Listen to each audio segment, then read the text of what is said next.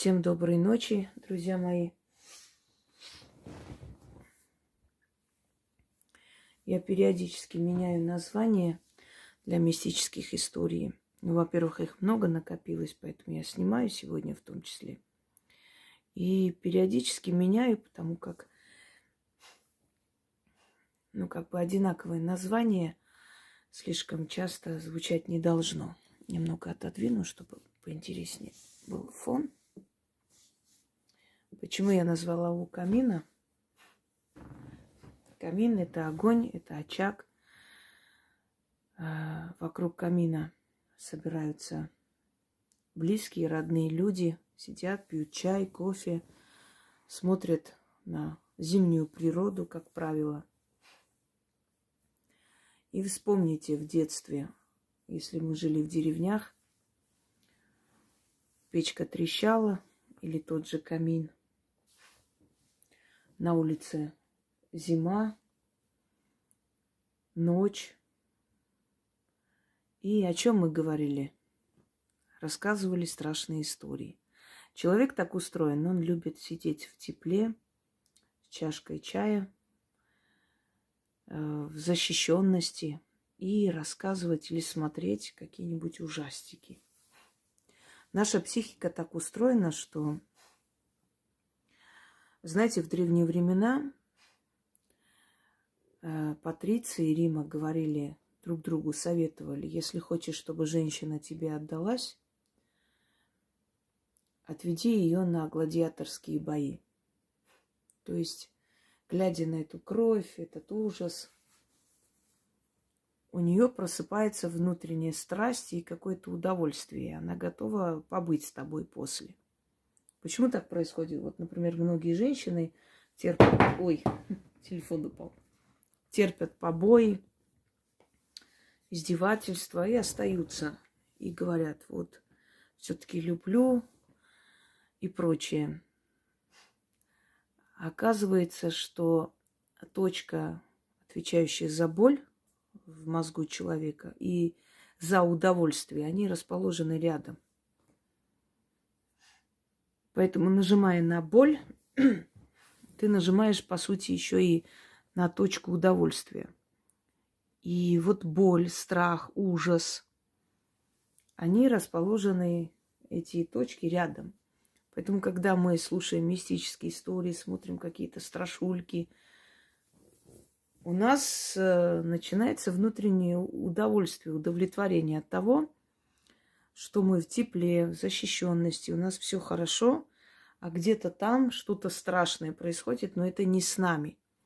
Быть может, человек больше ценит свою жизнь, свою безопасность. Правильно? Мы обычно, когда по этим лестницам уже сколько раз сегодня кто-то поднимается. Мы обычно, когда сравниваем с жизнью других, с тяжелой жизнью, тяжелой судьбой, мы ценим свою жизнь и судьбу больше, потому что мы понимаем, что у нас этого нет. Что у нас, в принципе, все хорошо. Меня раздражают уже эти шаги по дому. Я на днях кое-кого снимала с человека, если можно так сказать. Я подозреваю, что он где-то здесь. Ну ладно, я его потом выгоню сейчас. Не страшно. И сейчас мы будем у камина, сидя, говорить о мистике. Я буду читать мистические истории наших зрителей, объяснять, почему, к чему это пришло в их жизнь. И, быть может, у кого-то есть похожая ситуация или не похожая, можете поделиться. Но пишем Яне в будние дни до 10 вечера. Еще раз напоминаю. Поехали. Здравствуйте, уважаемые Яна и Инга. Если можно, может быть, Инга сможет прояснить, что это значило. Так. Я не знаю, как это назвать. Это было происшествие с нашей соседкой. Пожилая женщина, жила одна, болела и угасала. У нее 2 детей. Дочь живет в этом же поселении недалеко, а сын за 250 километров. Дочь за матерью не ухаживала, не приходила. Сын приезжал 2 раза в месяц, помогал порядок навести. Когда соседка умерла, похоронив ее, на второй день понесли завтрак на кладбище, на ее могилу. Здесь так готовят и делают. И тут внезапно появилась большая ядовитая змея и стала кидаться на ее детей. Получилось так, что укусила ее дочь. После укуса начался отек и ухудшение. Начала задыхаться. Начали отказывать почки. Вызвали скорую, отвезли в больницу, ее дочь спасли. После в ее доме сын дважды находил ядовитых змей.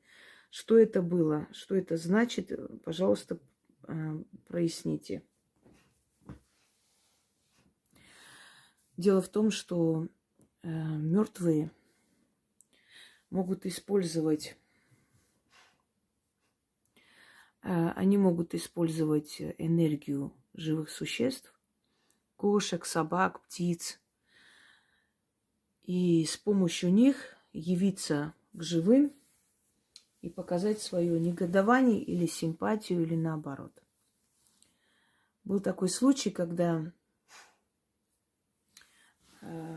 погиб молодой парень. Он такой зажигательный, то есть выходец из Северного Кавказа, все время танцевал лезгинку, все время такой весь энергичный. И он погиб. И на 40 дней сидели помянуть, и вдруг влетает в комнату, где они сидят, птица, и начинает кружиться бешено. Значит, летать, делает какие-то выкрутасы. И один из них говорит, такое ощущение, что это он пришел. Смотрите, как похоже на его вот это вот лезгинку, на его вот этот зажигательный танец. И все обомлели. Они используют силу, энергию живых существ, чтобы показать либо свое негодование, либо предупредить о чем-либо. Почему змея кидалась на ее детей? Конечно, есть люди, которые иногда заслуживают вот эту смерть в одиночестве, чтобы стакан воды некому было подать. Потому что когда этим детям нужна защита, быть может, мать, например, предпочитала защищать своего алкоголика мужа, а не детей. Поэтому судить детей, знаете, иногда там, ой, бедный старик, а дети не помогают. А что этот бедный старик вытворял в свое время, никто не помнит. Может быть так, а быть может, просто дети сами по себе такие, и как бы не было внимания к матери. Когда после похорон они пошли туда, вот почему на дочь кинулась змея, а не на сына, потому что сын приходил и ухаживал за ней, помогал ей более-менее как мог. А дочь, которая жила рядом, не заходила. Ну, согласитесь, даже если, скажем, никчемный родитель, но умирает, мне кажется, что дети не должны так поступить. Она просто выгнала ее из своей могилы. Не хотела ее видеть. Ей было неприятно ее притворство. Ей было неприятно, что она пришла только тогда, когда ее не стало. И ее душа, используя энергию змеи, силу змеи, напала на нее. Отомстила, то есть сделала больно. Точно так же, как ей было больно от осознания того, что она умирает, а ее ребенок рядом не приходит даже смотреть, что там с ней происходит. Душа, мертвая сила, может использовать любое животное, либо энергию птиц, зверей, для того, чтобы прийти и показать свою волю. Я вам говорила о том, что часто бывает, что, например, люди, которые поздно возвращались, особенно в 90-е, в то время бандитизма и прочее, сейчас уже такого нет, сейчас довозят эти автобусы сменные, все есть. Редко сейчас приходится человеку. В конце концов, он может такси вызвать. Это доступно и как бы и безопасно. Но в то время этого не было, и люди возвращались поздно с смены.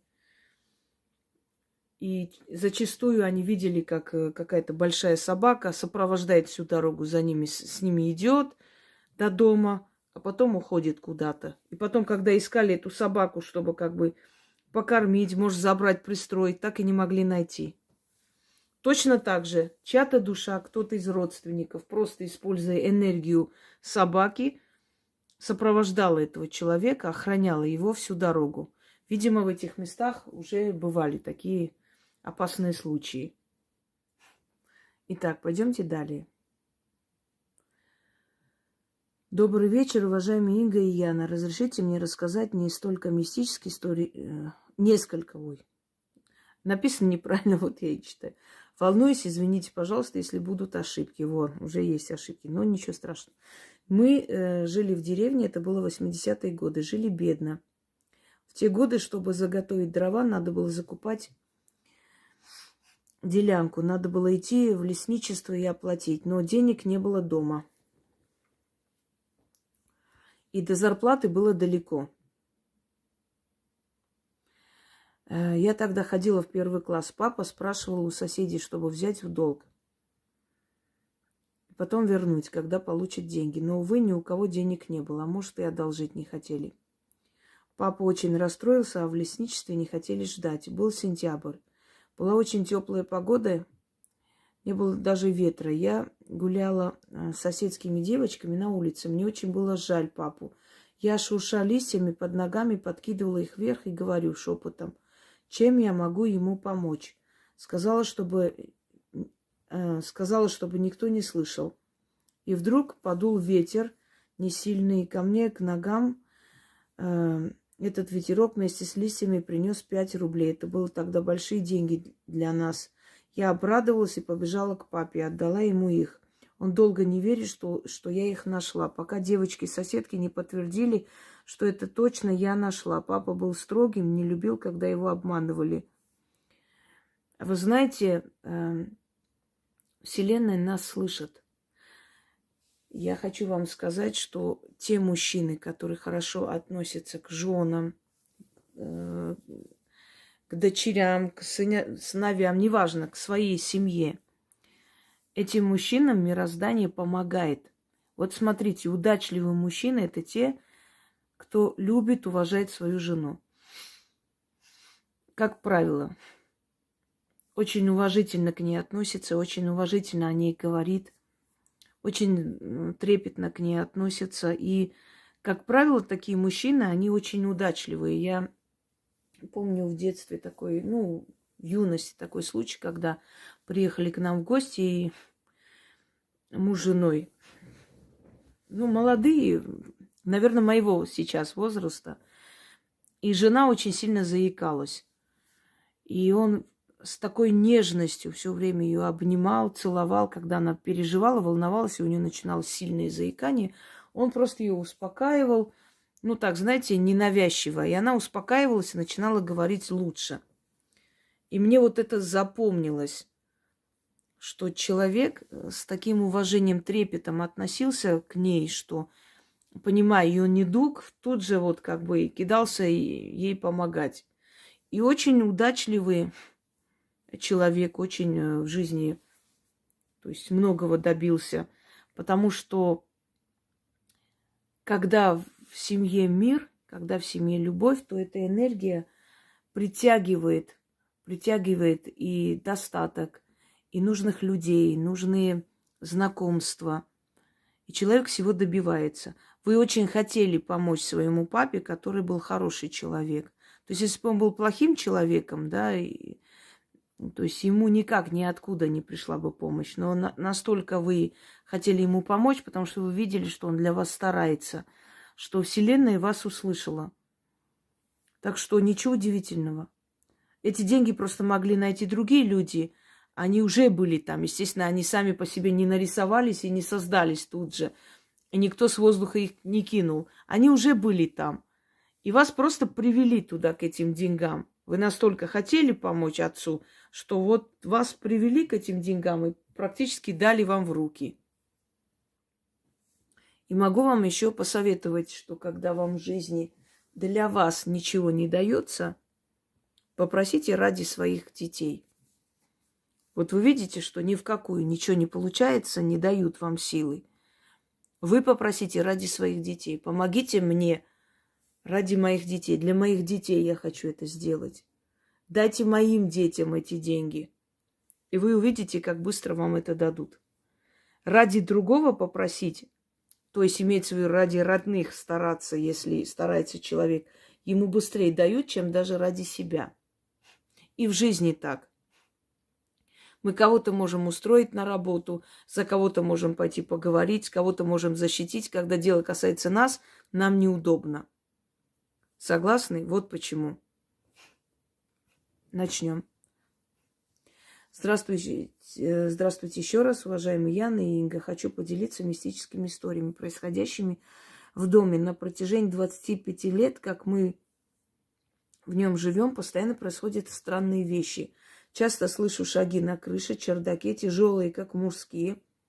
Они доходят до входной двери, останавливаются. Либо как прыгнет кто-то над потолком. В основном это в ночное время. Никто, конечно, не может ночью ходить по чердаку. Еще было пару раз то, что объяснить не можем. Дочь с внуком легли в комнате, где давно умерла моя мама. И вдруг будто кто-то поднял диван, вместе с ними опять опустил с грохотом. Внук был маленький, сразу проснулся и заплакал. Прошло время, я решила там лечь. И меня подняли с диваном и опустили. Что это было, мы так и не поняли. Еще были раньше случаи, я сплю и просыпаюсь от того, что кто-то лежит на моих ногах. Домашних животных нет. Как-то я проснулась посреди ночи и вижу, рядом лежит мужской силуэт. Я соскочила, и спала с телевизором, потом был раз как-то пробежал по постели. И в заключение хочу рассказать происшедшем после ритуала. Продаю дом, 3-й год, решила сделать ритуал «Совет с того света», безмолвная магия. И мысленно задаю вопрос: папа, что или кто мешает мне продать дом? И снится сон не мне, а дочке. Как она рассказала, это был сон-явь. Будто она спала и в то же время, как видела все со стороны. Словно мы все лежим в комнате, а на кухне шаги, грохот, и тут шаги идут к нам. И дочь видит, как она лежит. Я сижу у нее в ногах, и за моим плечом сидит Яхве, один в один, как был у нас, у вас в заставке ролика, и ухмыляется. И во сне дочь понимает, что это он или некая сущность мешает нам в продаже. Это, скорее всего, так и есть, потому что все бегут из дома, и не только покупатели, но и риэлтор исчезал. Конечно, делала чистки дома, изгнать дух захмат, продажу и так далее. Я вам объясню, у вас не закопана икона где-нибудь под входом или, может быть, внутри стены. Икона, христианская атрибутика, крест, что-то в этом роде. Потому что если ей привиделся Яхве, это значит намек на то, что христианская атрибутика, она там закопана, что-то такое заговоренное. И оно не дает, просто не отпускает, не дает продать дом. Что касается того, что шаги вы слышите, кто-то прыгает, бегает, это домовой. Это ваш дух дома, но он к вам плохо относится, он вас не любит. Вам нужно задобрить этого домового для начала, подружиться с ним, а после уже попытаться продать дом. Подружитесь с домовым, принесите ему подношение, сделайте ему, пусть на чердаке какую-нибудь, отнесите там какую-нибудь коробочку, не знаю, плетенку, положите туда сладости, налейте молока. Сначала подружитесь с домовым, потому что если домовой к вам хорошо относится, он может исполнить вашу просьбу. А потом попытайтесь уже делать ритуалы на продажу дома. Но перед этим подумайте, где могли быть закопаны или захоронены, или замурованы христианские атрибуты, и там есть, скорее всего, что-то такое, как оберег этого дома. Ну, для оберега делали, но он на самом деле удерживает, закрывает все пути и дороги всех людей к этому дому. Понимаете, он не дает, он как закрыл этот дом от всех и сделал его зловещим. Не продается никак, собственно говоря. Вот поэтому Яхве и пришел, что намек на христианскую атрибутику. Что касается того, почему он вас поднял с диваном, это его излюбленное место. Если домовой какое-то место, знаете, полюбил, вот взлелеял какое-то место, вам там делать нечего. Если там душат, бьют, значит, это его место. Там просто спать нельзя, и все. Сидите, смотрите фильм, не знаю, и уходите оттуда, но не спите там. Не пускает, это его место. Это его уголок. Вот он и будет и душить, и бить, и царапать, и поднимать. Это, представьте, с диваном поднять, это он хотел вас оттуда скинуть. Вот как мы навязчивую там кошку, да, скидываем, выкидываем, поднимаем, чтобы она убежала оттуда. Вот то же самое с вами. Подружитесь со своим домом. Вы не любите этот дом, а этот дом не любит вас. А жить на месте, то есть в том доме, где вам неуютно, некомфортно, где вас не любят, где вы не любите, там и достатка, ничего не будет. Надо подружиться. Когда я в Москву приехала, в этой квартире, все рассказывали вообще про эту квартиру какие-то ужастики. Это как черная дыра. Там кто ни жил, все терял. И бизнес, и работу, и потом убегали, оставляя долги в этой квартире. И обшарпанная была квартира, мы там немного навели порядок, более-менее там, то есть была девушка, потом она ушла, собственно, я там осталась. Но я поняла, что с этой квартирой надо подружиться. Там тоже была ходьба, там было очень такое ощущение, как будто я нахожусь в каком-то склепе. Мне даже ночью будили с такими словами «убирайся отсюда». И потом я поняла, что мне нужно просто подружиться с духом дома. Я такой человек, что я не люблю переезжать туда-сюда. Вот есть люди, которые, спокойно переезжают с одного места на другое. А мне, понимаете, я там работала, и чем дальше, тем больше копилось там очень много и даров, и имущества, и всего. И мне было все время тревожно, что, мало ли, в любой момент он скажет, я продаю дом, и вот куда я это все вывезу? Это же все... Это как бы все мое и не совсем мое, потому что в любой момент, если человек придет, там закроет его двери, сколько бывает таких случаев. В принципе, они неплохие люди, но мало ли. И я понимала, что переезжать я никуда не хочу, но я перееду только в свой дом. И я упорно там жила и переехала в свой дом. Собственно, так и было. Но почему эта квартира мне дала очень многое? Я начала с ней дружить. И она начала меня защищать. И если там какие-то страдания, трудные годы проходили в моей жизни, они перестали. Они прекратились, остановились, и я просто начала жить. Понимаете, эти духи, которые всех гнали оттуда и гнобили, они меня полюбили. Они меня начали оберегать, одаривать, помогать. Вот то же самое, если вы не любите место, в котором живете, это место вам ничего хорошего не даст. И дом вас не будет любить, и вы не будете дом любить, а значит, благополучия там быть не может. Подумайте над моими словами. Подружитесь со своим домом для начала. И, может быть, потом вам даже уехать не захочется. Начнем. Яночка, здравствуйте. У меня появились вопросы к уважаемой Инге на тему мистической истории. Первый эпизод произошел 2 месяца назад. Захожу я днем в своей квартире на кухню. У меня на плите сидит таракан, смотрит на меня. Может, это и не таракан был, а какой-то другой насекомый, но я подумала, что таракан. Очень расстроилась, так как теперь придется их как-то выводить, изводить. А у нас в этой квартире за 15 лет проживания их не было. Я быстро подскочила, хотела его прихлопнуть, а он ускользнул и будто растворился. Несколько дней я ждала, что придут еще тараканы, но больше никого не появлялось. До сих пор под впечатлением от его взгляда. Он смотрел на меня, как будто все понимал. Кто это мог быть, или я себе напридумывала. Мог ли, например, домовой явиться в таком обличии? Да, может. Духи иногда проявляются в виде червяков, в виде каких-то насекомых. И на кладбище даже зимой могут проявить себя какими-то огромными насекомыми. Это недовольство какое-то. нежелание сделать что-то, что вам хочется. То есть вот дух дома таким образом, вызывая у вас отвращение, злость, дал понять, что что-то вы не так делаете в этом доме. Может быть, люди, которые к вам должны приехать или приехали, может быть, эти люди были не очень порядочные и хорошие, поэтому сила, то есть дух дома дал понять, что ему это не нравится. Не нравится компания, которая у вас собирается.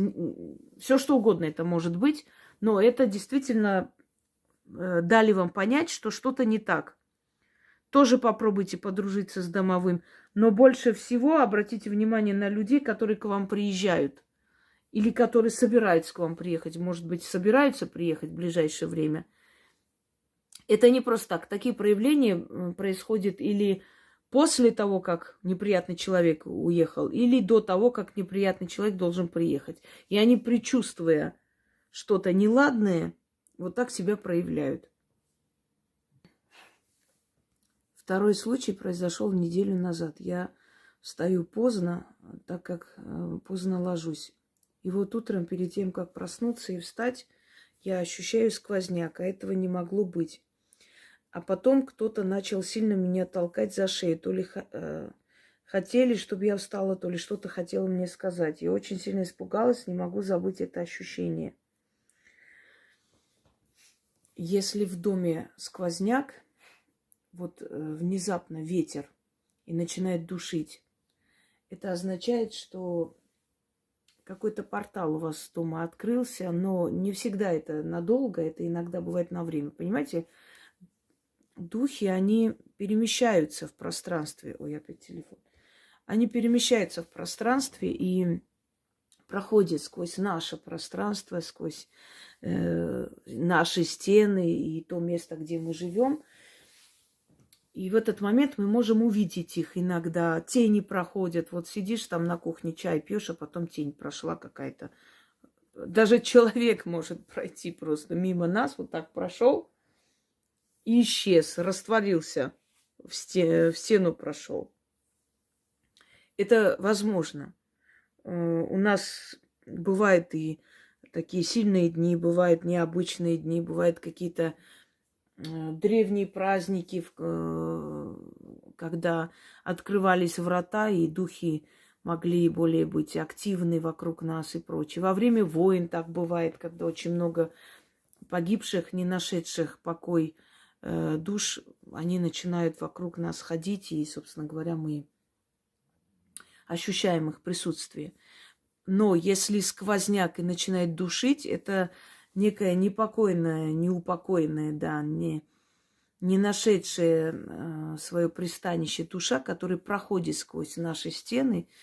Каким-то образом она там оказалась, как угодно. Это может и с человеком прийти. Вот у вас был гость, а вот за ним ходит эта неупокоенная душа. Она у вас осталась. А может, осталась на время, потом снова пойдет за ним. А может, навсегда осталась. Есть иногда вот гости приходят и начинают говорить, что ой, так плохо я спала у вас дома, что-то мне нехорошо, всю ночь неуютно. Это он просто первый раз ощутил ту самую душу, которая привязалась к нему и ходит за ним по пятам. А потом эта душа может остаться в вашем доме. Или какой-то портал открывается, или вы какую-то ошибку допустили и дали возможность этим неупокоенным душам собраться в вашем доме хоть на время даже. Начинает душить, толкать, щипать, да, начинается сонный паралич. Но, как правило, если это сквозняк именно, вот если ночью внезапно просыпаетесь, когда воздуха не хватает, кто-то душит вас, и вы не можете рот открыть, говорить, парализует. Это одно. А когда именно сквозняк, ветерок, это, как правило, мертвец, мертвая душа, которая нападает. Нападает для того, чтобы забрать как можно больше энергии страха у вас и забирает. Потому что это ужас, страх, вы не можете ничего сделать, вы не можете даже глаза открыть иногда. Вот вы понимаете, что вас мучают, но вы не можете открыть глаза. Надо вам чистку дома провести в таком случае. Он может один раз так сделать, а может периодически повторить, может и агрессивность проявить. Понимаете? Далее. Так. О разговорах на посиделках с котом-бегемотом. Здравствуйте, уважаемая Яна. Здравствуйте, уважаемая Инга. Как-то в детстве с подружками заигралась в прятки. До темноты на улице игра проходила у подъезда многоэтажного дома. Нужно было спрятаться и потом бегом опередить ведущего и коснуться двери подъезда. Произошло как-то так. Ведущая девочка и несколько игроков бежали к подъезду. И в этот момент к соседнему подъезду подошел мужчина в черном плаще и шляпе и зашел. Мы в этот момент остановились как вкопанные, причем в таких позах на бегу, в которых устоять невозможно. Должны были упасть. Так и стояли. Пока этот человек не вышел из него, мне было 10. Но событие это вырезалось в память. Объяснений до сих пор не нахожу. Объясните, пожалуйста, что это такое было. Спасибо вам за лекции и так далее. Объясняем. Вот смотрите, когда вы попадаете в параллельное измерение, там время протекает совершенно по-другому.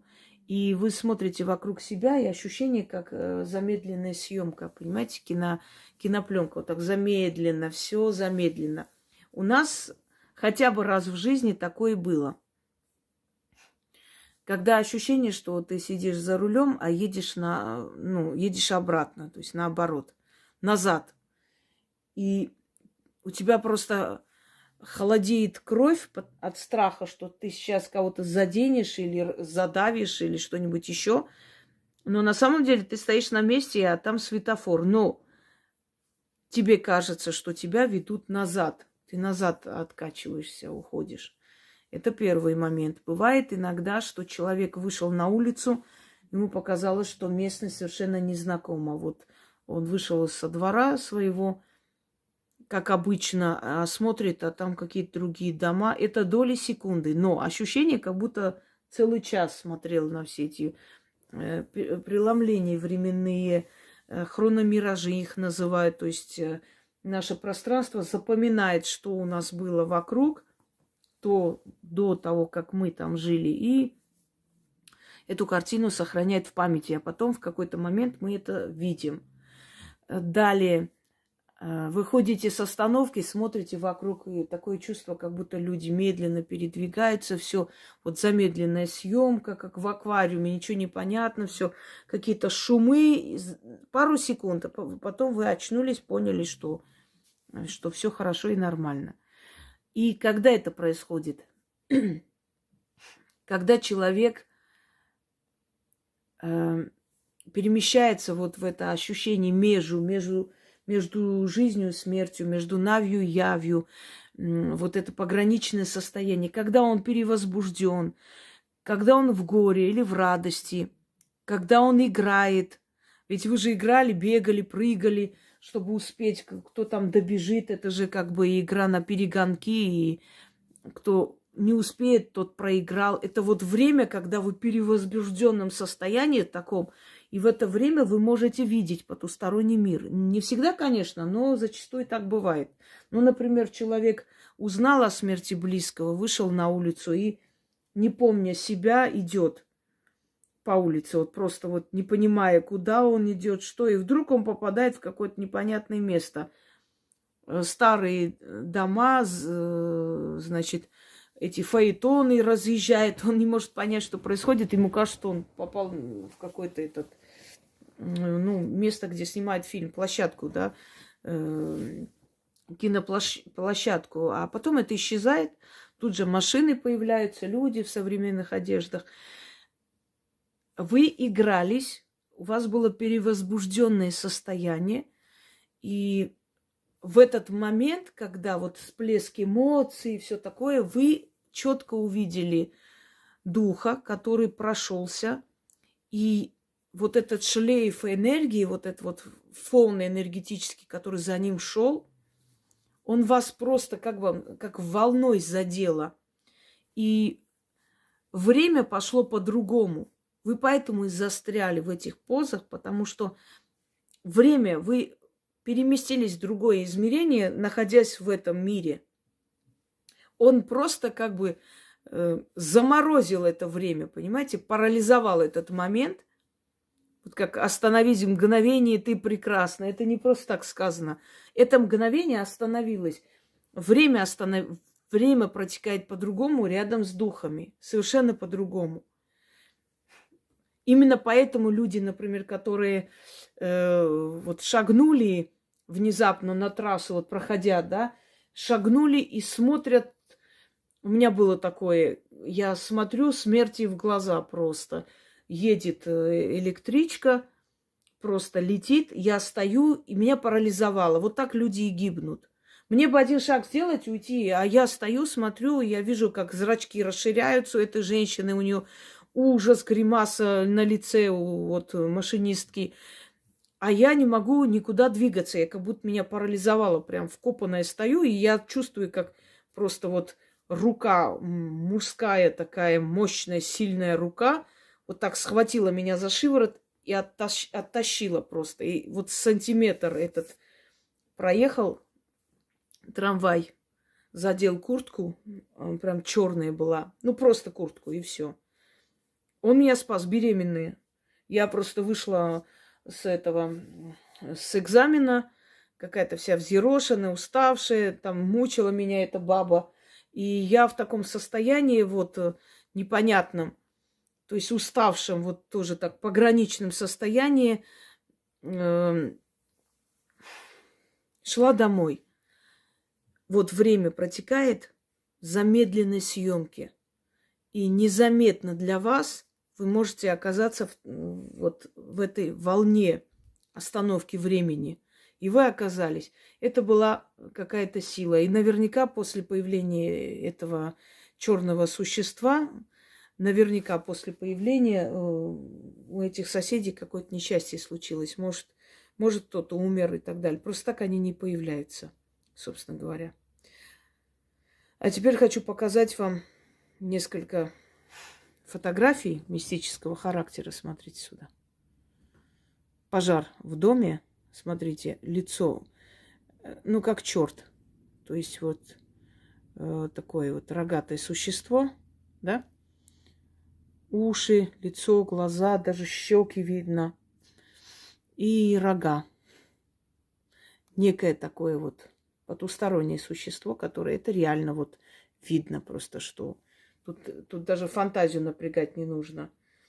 Следующая фотография хочу вам показать. Сейчас покажу и, собственно, на этом ограничимся на сегодня, пока вы прослушаете.